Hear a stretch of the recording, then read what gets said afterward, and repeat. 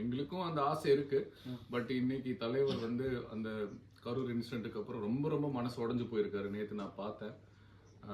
ரொம்ப ரொம்ப உடைஞ்சு போயிருக்காரு. நான் முகஸ்துதிக்காக சொல்லலை, உண்மையை சொல்றேன், சத்தியத்தை சொல்றேன். அதனால இந்த நேரத்தில் நம்ம அதை பற்றி சொல்ல வேணாம். அவர் பார்த்து எங்களை வாழ்த்தினார்னா சந்தோஷம். விஜயோட தளபதி மாதிரி அவரு கூட தளபதி தான் கூட இன்னொருத்தர் நடிச்சிருக்காரு. ராஜ்மோகன் நடிச்சிருக்காரு. ராஜ்மோகன் நடிச்சிருக்காரு. 3 பேர் விஜய்க்கு. எங்களுக்கும் அந்த ஆசை இருக்கு. பட் இன்னைக்கு தலைவர் வந்து அந்த கரூர் இன்சிடென்ட்டுக்கு அப்புறம் ரொம்ப ரொம்ப மனசு உடைஞ்சு போயிருக்காரு. நேற்று நான் பார்த்தேன். ரொம்ப ரொம்ப உடைஞ்சு போயிருக்காரு. நான் முகஸ்துதிக்காக சொல்லலை, உண்மையை சொல்றேன், சத்தியத்தை சொல்றேன். அதனால இந்த நேரத்தில் நம்ம அதை பற்றி சொல்ல வேணாம். அவர் பார்த்து எங்களை வாழ்த்தினார்னா சந்தோஷம். பார்க்கலனாலும் எங்களை கண்டிப்பாக வாழ்த்துவார். தமிழ் சினிமாவில் சிகரெட் நிறுத்தியிருக்காங்க தெரியுமா? யார் நிறுத்தினாங்கன்னு தெரியுமா? எந்தெந்த ஆக்டர்னு தெரியுமா? சிவகார்த்திகேயன், தனுஷ், கார்த்திக் 3 பேரும் அவங்க படத்தில் சிகரெட் அடிக்க மாட்டேன்னு சொல்லி படத்தில் நடிச்சுட்டு இருக்காங்க.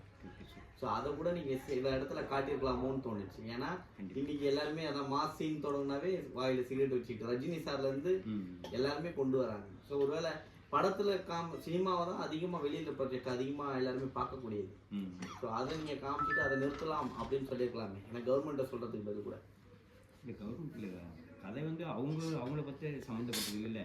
இது முழுக்க பார்த்தீங்கன்னா உண்மை சம்பவம் போல தான்.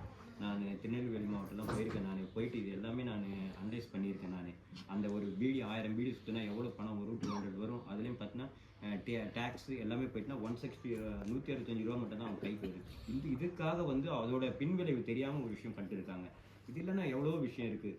அதனால தான் நான் அவ்வளோ டீட்டெயிலாக சொல்ல வந்தேன். டாக்டர் சார், இஸ்லாமிய தோழர் பண்ணாத விஷயத்த நீங்கள் வந்து படத்தில் ஒரு காட்டியிருக்கீங்க. அது எவ்வளோ எதிர்ப்பு வரும்னு தெரியுமா? அது தெரிஞ்சுதான் பண்ணீங்களா? சொல்லுங்க.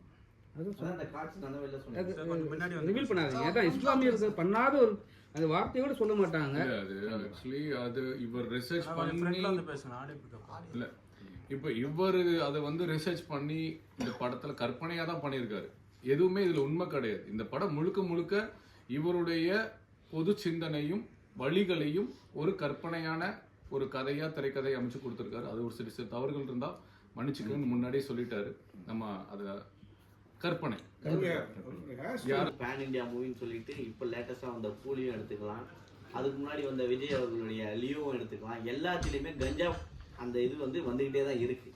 நான் நீங்கள் அதை எதிர்த்து இது வேணான்னு சொல்லியிருக்கிறீங்க. எந்த கான்செப்டில்? ஏன்னா நீங்கள் தமிழ் சினிமாவில் ஸ்டைல்னாவே சிகரெட் போட்டு தான் ரஜினி சார் வந்தார். அதை பார்த்தா நிறைய பேர் சிகரெட்டை பிடிச்சாங்க. சினிமாவிலேயே அதை இது பண்ண முடியலையே உங்களால். இதை எப்படி கொண்டு வர போகிறீங்க? அது இல்லாமல் இந்த சிகரெட்டை ஒழிக்காத கவர்மெண்ட்டே வேணான்னு சொல்லியிருக்கீங்க. கண்டிப்பா ஒரு அடுத்த கவர்மெண்ட் சரியான கவர்மெண்ட் வரணுன்றதுனாலயா? இது 2 பேருக்குமே சேர்த்துதான். அப்படி இல்லை, ஒரு நல்ல விஷயத்த எந்த கவர்மெண்ட் இருக்கும்போதும் செய்யலாம். அதனால சொல்ல வந்தது தீர்க்கமாக சொல்லியிருக்கோம். ஏன்னா எவ்வளோ கேன்சர் பேஷண்ட் பார்க்குறோம். அது வந்து ஆரம்பத்தில் பிடிக்கிறாங்க, எதுவும் தெரிய மாட்டேங்குது. பிற்பகுதியில் தான் தெரியுது அதோட விளைவு. அதை வந்து கொஞ்சம் டீட்டெயிலாக சொல்லியிருக்கோம். அதுதான் நோக்கமே தவிர வேற. இப்போ நீங்கள் போலீஸ் கேரக்டர் பண்ணியிருக்கீங்க. அதே மாதிரி உங்கள் தலைவரும் போலீஸ் அடுத்த படம் வரப்போகுது. ஸோ அதை மேட்ச் பண்ணிக்கிற மாதிரி தான் வந்து டைலாக்லாம் வருது. இந்த அரசியலே தேவையில்லைன்னு சொல்கிறீங்க. எந்த அர்த்தத்தில் சொல்கிறீங்க? நாங்கள் எடுத்துக்கிறது எந்த அரசியல் தேவையில்லை. இப்போ இருக்கிற அரசியலே தேவை கிடையாதுன்னு சொல்லிட்டு படத்தில் டைலாக்கே வருது. இது நான் நடிச்சிருக்கேன். இன்னொன்று, இந்த படம் 2 வருஷத்துக்கு முன்னாடி ஷூட் பண்ண படம். ஜனநாயகன் இப்போ தான் வந்திருக்கு.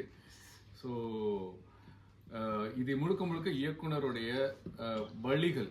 அவர் திருவள்ளூரில் அவர் பார்த்த வாழ்வியலை, அவர் பார்த்த குற்றங்களை ஒரு கற்பனையாக வச்சு ஒரு கதையை எழுதியிருக்காரு.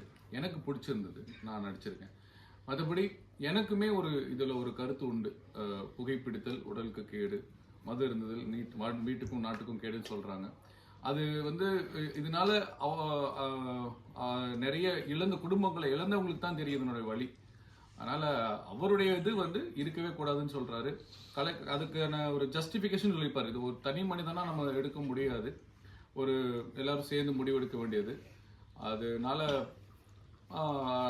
அது அரசியல் மாற்றங்கள், நிறைய அரசியல் தலைவர்கள் சேர்ந்து மக்களுக்கும் சேர்ந்து அது பண்ணணும். மேலை நாடுகள்லாம் வந்து லீகலாக இருக்கு. நிக்கோட்டின் லெவலை கம்மி பண்ணலாம். இல்லை இந்த மாதிரி குடிசை தொழில், இந்த மாதிரி பீடி சுற்றுறவங்களுக்கு வந்து சேஃப்டி இது பண்ணி இதை பண்ணலாம் அப்படின்றது என்னுடைய தனிப்பட்ட கருத்து. ஸோ அதை உட்காந்து பேசி மக்களுக்கு எது நல்லதோ அப்படி பண்ணக்கூடிய ஒரு ஆட்சியும் அப்படி பண்ணக்கூடிய ஒரு தலைவர்களும் வரணுன்றதுதான் இந்த படத்தோட நோக்கமும் அதான் அவர் சொல்றாரு. டைரக்டர், ஒரு கொஸ்டின். இந்த படத்தில் நீங்கள், அதாவது நாங்கள் படம் பார்த்ததுக்கப்புறம் நான் புரிஞ்சுக்கிட்டது, நீங்கள் படத்தில் பயன்படுத்துகிற ஒரு கூர்மையான ஆயுதமாக நான் நினைக்கிறது வந்து திருக்குறள். அந்த ஐடியா எப்படி உங்களுக்கு தோணுச்சு? நீயே தான் சொல்லுங்க. நீங்க பாத்துட்டீங்கன்னா நான் மாட்டி விட்டீங்க. ஹீரோயின் யாராவது சொல்லுங்க, யாரு கூடயாவது நடிக்கணும்னு ஆசை இருக்கா? அந்த மாதிரிலாம் ஏதோ இல்ல சொல்லியிருக்கான் அவன், ஆனா சொல்லக்கூடாதுன்னு சொல்லிட்டான். பரவாயில்ல, கூச்சப்படாதீங்க, சொல்லுங்க. நல்லா நான் இது மாதிரி எதுவுமே சொன்னது இந்த இல்லை. விசுவாசம் படத்துல அஜித் சார் பொண்ணு வருது இல்லையா, ஆமா. அண்ணா, அவங்க பேர் என்ன, நவீனா. அந்த பொண்ணு கூட ஹீரோயினா நடிக்கணும் இப்பதான். ஹீரோயின் ஐயோ சாரி, அந்த பொண்ணுக்கு ஹீரோவா நடிக்கணும்னு சொன்னேன். அப்படியே தம்பி. ஏன்னா இப்போ உங்களோட அப்டேட் சொல்லுங்க. நான் என்னென்ன படம் போயிட்டு இருக்கு, இன்னும் ஹீரோவை பண்றீங்க? இப்போ சாயாவனம் அடுத்த மாசம் ரிலீஸ் பண்ற பிளான் பண்ணிட்டு இருக்கோம். நான் அதுல ஹீரோவா பண்ணியிருக்கேன்.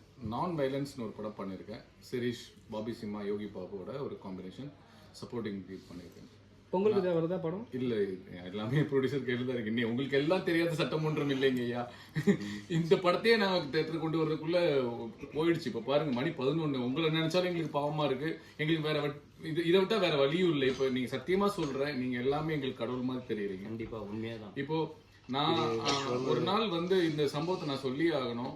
இந்த படம் நின்னு போச்சுங்க, வராதுன்னு தெரிஞ்சு போச்சு. இவர் கிட்டத்தட்ட இந்த ஆக்சிஜன் மாஸ்க் வைக்கிற மாதிரி கோமால இருக்கு. அப்புறம் வந்து போராடிட்டு இருக்காரு. கற்பனையா தான் சொல்றேன், அதோட போராடிட்டு இருக்காரு. அப்போ ஒரு ப்ரொடியூசர் வர்றாரு, கிளமன் சுரேஷ். மறுபடியும் ஸ்டாப் பண்றாங்க. அந்த பஞ்சாயத்து வந்து ஒரு இடத்துல நிக்குது. 2 பேர் கண் கலங்குறாங்க. ப்ரொடியூசரும் கண் கலங்குறாரு, டைரக்டரும் கலங்கு. நான் மட்டுமே சாட்சி.